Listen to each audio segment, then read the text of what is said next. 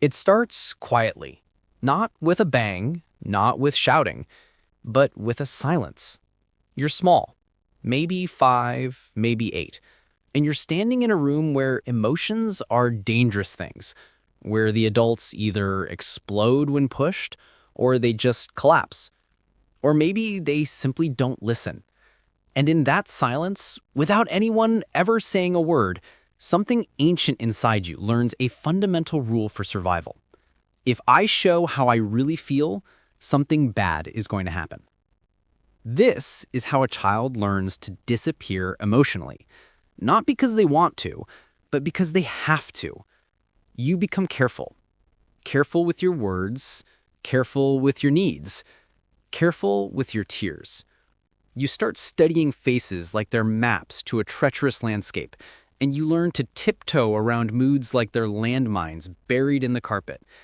You quickly figure out that the safest version of you is the quiet one, the helpful one, the one who never, ever makes things worse. And here's the thing. People praise you for it. They say, you're so easy to be around. You're so calm. You're so mature for your age. But no one ever leans in and asks the real question. At what cost? Because that is the invisible pain. A child who learns to hide their feelings grows into an adult who doesn't know what they feel at all. Psychologists have a clean clinical phrase for it, emotional suppression. But what it really means is that you taught your own nervous system to treat your feelings like threats. So instead of expressing them, you swallow them. You go numb. You perform the role of the person who is okay. Not because you're being dishonest, but because you were trained meticulously to survive. And that survival mode becomes so normal that by the time you're grown, you don't even notice you're still doing it. It just looks like life. Maybe it looks like apologizing whenever you cry, or being physically unable to form the words, "I'm hurt." Maybe it's that freezing sensation when someone looks you in the eye and asks, "What are you feeling right now?" And your mind is just blank. Or maybe you don't get angry, not because you're some Zen master, but because anger was never a safe emotion for you to have.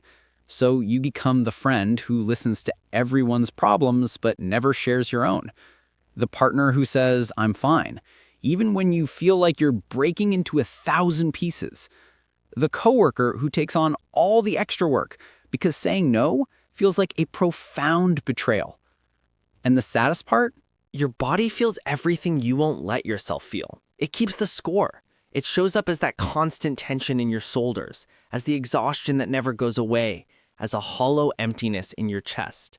It's the trouble sleeping, the trouble breathing. It's a life held together by quiet, invisible pressure. But here's the truth that no one told you as a child. Your feelings were never the problem. The environment was. You weren't too sensitive. You weren't too much. You were simply unprotected. And that child who learned to hide is still inside you. They are waiting patiently for someone to finally turn to them and say, "It's safe now. You can feel." The first step to healing isn't to force yourself to open up. It's simply to become curious. Curious about all the parts of you that were never allowed to exist.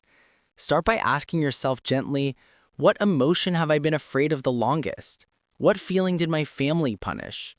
What did I really need that no one ever gave me? And you might hear answers whisper back, I needed them to listen. I needed them to care. I just needed space to be human. And slowly, so slowly, you can begin giving those things to yourself. This isn't about fixing the past. That's impossible. It's about stopping the cycle of reliving it. It's a process of emotional reparenting. Not forcing, not rushing, just giving yourself what every child deserves, to be seen, to be heard, and to be safe.